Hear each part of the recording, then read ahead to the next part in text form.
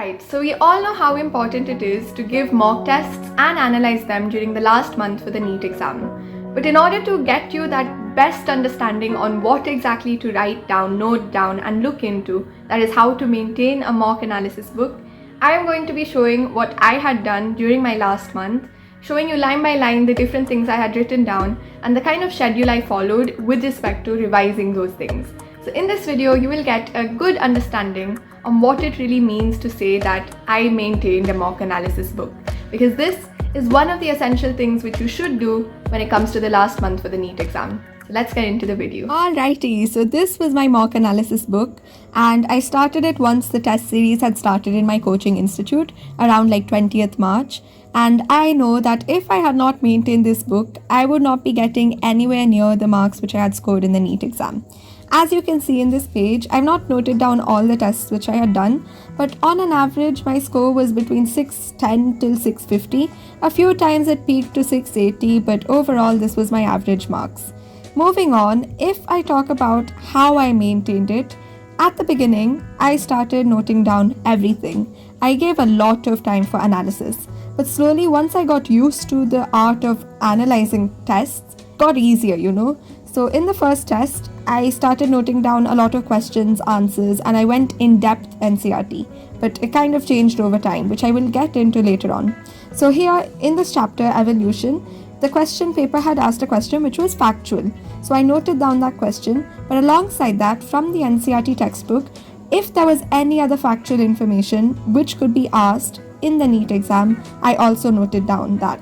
So in this chapter, Evolution, a lot of years are there, right? So I know that I'm bound to forget it. So I made the note of that during my mock test analysis of that particular question. Moving on to other questions of biology.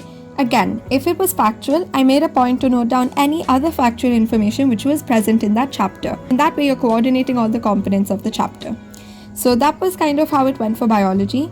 And then in the same way, sometimes for physics and chemistry, I would just note down the question followed by the answer. A lot of time in physics, the method, how you go about solving it is important. It is important to have access to the solutions of the papers you are attempting. So you can get that on Telegram or maybe your coaching institute provides it.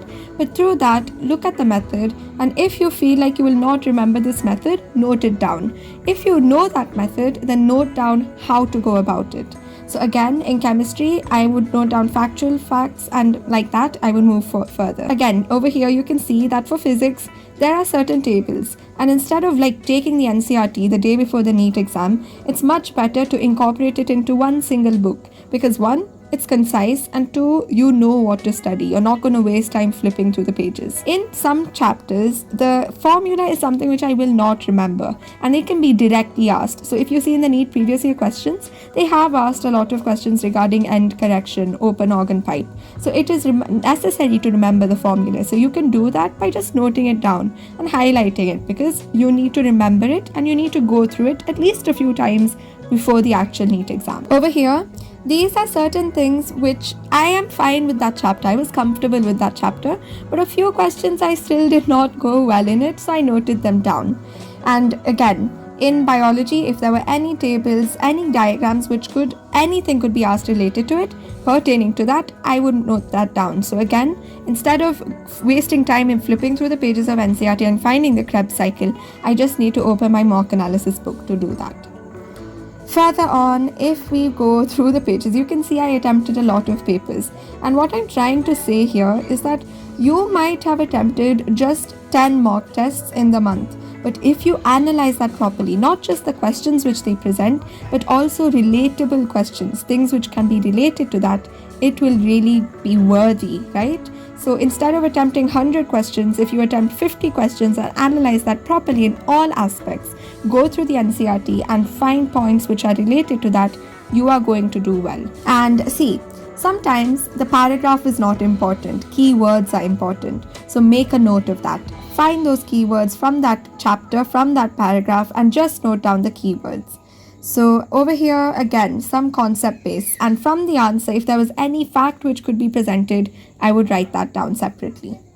I don't really remember all the concepts right now. It's been a year, so that's why. But then this was the gist of how it all went. The same mock book, I had separate sections for biology, chemistry, and physics.